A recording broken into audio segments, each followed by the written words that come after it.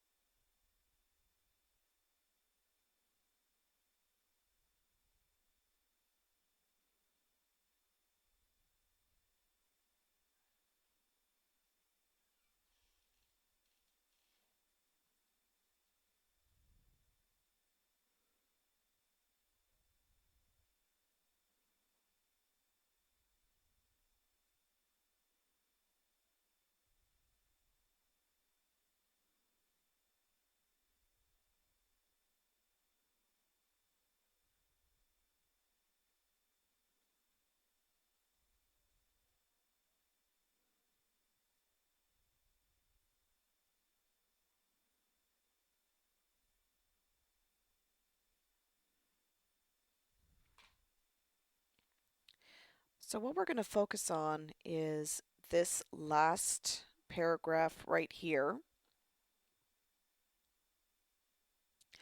And what we need out of this sentence is that the results are accurate to within 3 percentage points 19 times out of 20. So we're going to move ahead with those numbers. And so it says here, according to the poll, Ford had an average of a 47% approval rating, and the results were accurate to plus or minus 3% 19 times out of 20. So what we have to be able to do is interpret the meaning of this statement, because whenever the news reports any kind of survey or statistical results, they do mention this margin of error and here what we call the confidence level. Margin of error has all to do with repeated sampling. So when they said that they took a sample of Torontonians, what they did is they actually took several samples. And by taking several samples, they can see how the results change with each sample. Because if you only take one sample, you never know if your sample was biased or if the results were misleading in any way. So they do this and they take several samples. So a couple things you need to know. This here, plus or minus 3%, that is what is called the margin of error. The margin of error is a statistic expressing the amount of sampling error in a survey's results.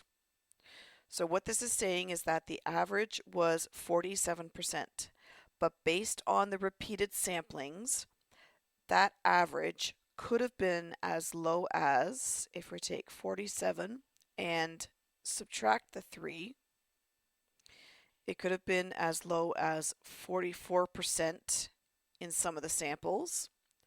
And if we take the 47 and add 3, it could have been as high as 50% in some of the samples.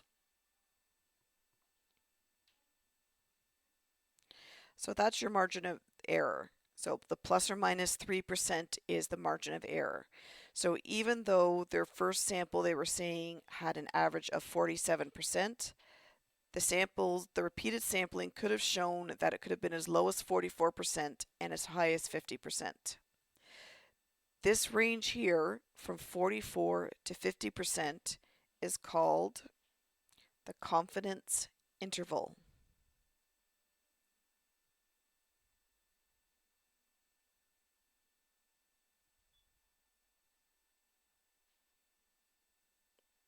And we'll talk about that in a minute.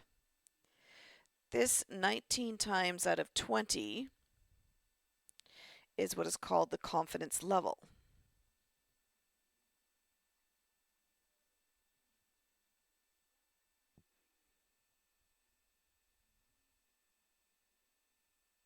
Now, sometimes people talk about confidence level as this 19 times out of 20. Sometimes people change that 19 out of 20 to a percent. So 19 out of 20 is 95. Now, let's talk about what this means. There are two ways that you can interpret this statement. So this statement right here, this is what you're going to get on a test. You'll get this statement here and you'll have to interpret what it means. So according to a poll, Ford has an average of 47% approval rating. The results are accurate to plus or minus 3% 19 times out of 20. So remember, the plus or minus 3% gave a confidence interval of 44 to 50, and the confidence level is also 95%. So here's two different meanings. So if you were to repeatedly take samples, 95% of the samples, so not 95% of the population or 95% of the data, but 95% of the samples would have a mean approval rating within 44% to 50%. So that's that 19 out of 20. So if you were to take 20 samples,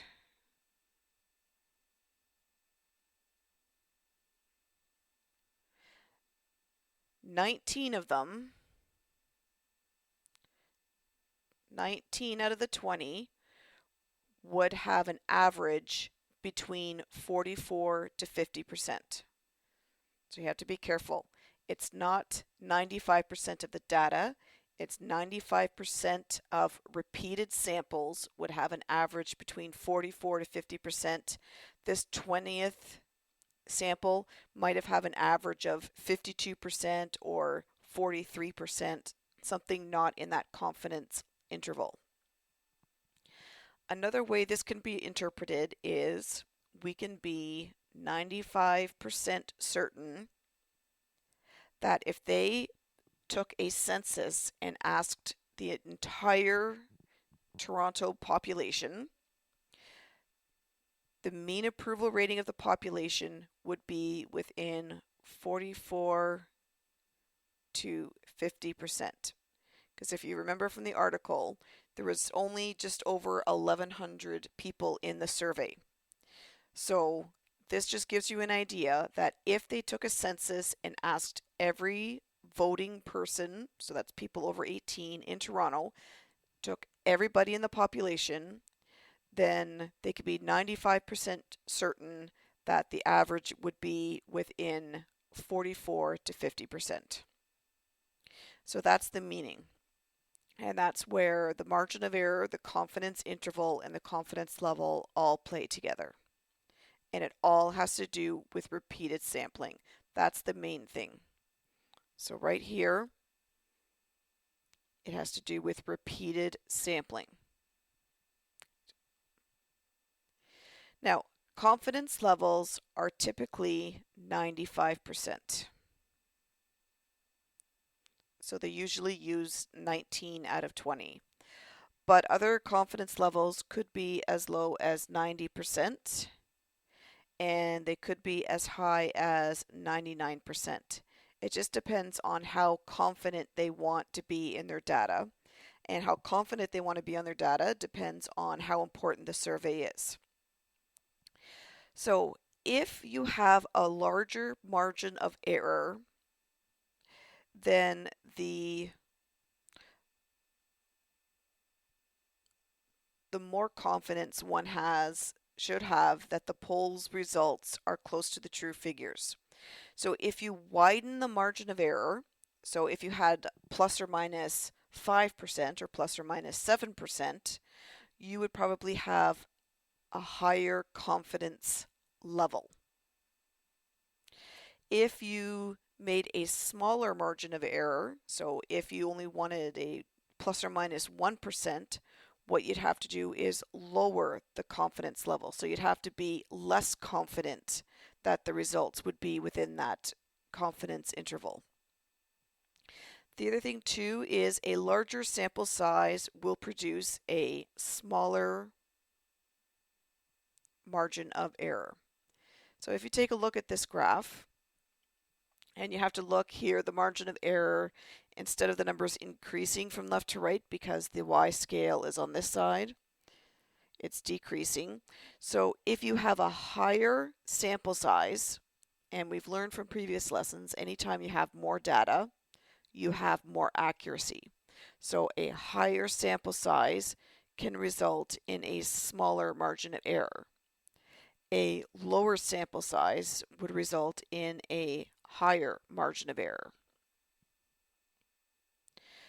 So make sure for a quiz, a test, an exam, that if you were given this information, you could tell us what is the margin of error, what is the confidence interval, what is the confidence level, and exactly what this sentence or sentences means. Remember, it means that 95% of the samples, of the repeated samples, have an average between 44 to 50%. It does not mean 95% of the data is within 44 to 50%. So if there's anything you didn't understand, just make note of it and ask your teacher in class the next day. Thank you.